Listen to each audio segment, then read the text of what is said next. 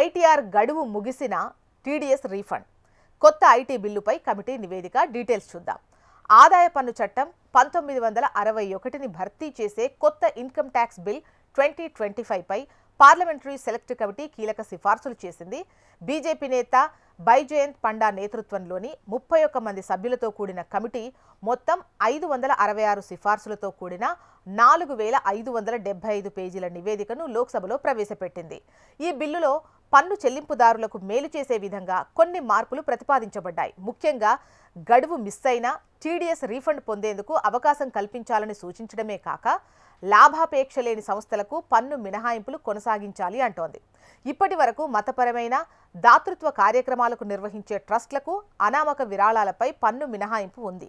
కానీ కొత్త బిల్లులో ఈ మినహాయింపులు కేవలం మతపరమైన ట్రస్టులకు మాత్రమే పరిమితం చేయాలని సూచించడంతో విద్య, వైద్య సేవల వంటి దాతృత్వ సంస్థలు దెబ్బతినే అవకాశం ఉందని కమిటీ చెబుతోంది.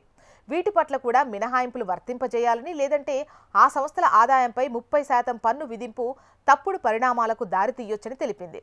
ఇంకా పన్ను పరిధిలోకి రాని చిన్న ఉద్యోగులు, దినసరి కార్మికులు ఇలా చాలా మంది అనవసరంగా పన్ను కట్టాల్సిన పరిస్థితులు ఏర్పడుతున్నాయని, వారికి న్యాయం చేయాలంటే గడువు దాటినా రీఫండ్ ఇచ్చే అవకాశం ఇవ్వాలని పేర్కొంది.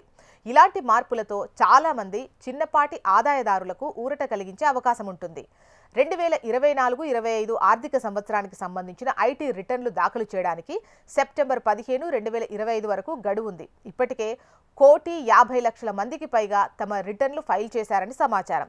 ఈసారి గతేడాది కంటే ఎక్కువ మంది పన్ను చెల్లింపుదారులు ముందుకొచ్చి రిటర్న్లు ఫైల్ చేయొచ్చన్న అంచనాలు ఉన్నాయి. సెలెక్ట్ కమిటీ సిఫార్సులు అమలైతే పన్ను వ్యవస్థ మరింత పారదర్శకంగా, వినియోగదారులకు అనుకూలంగా ఉంటుంది.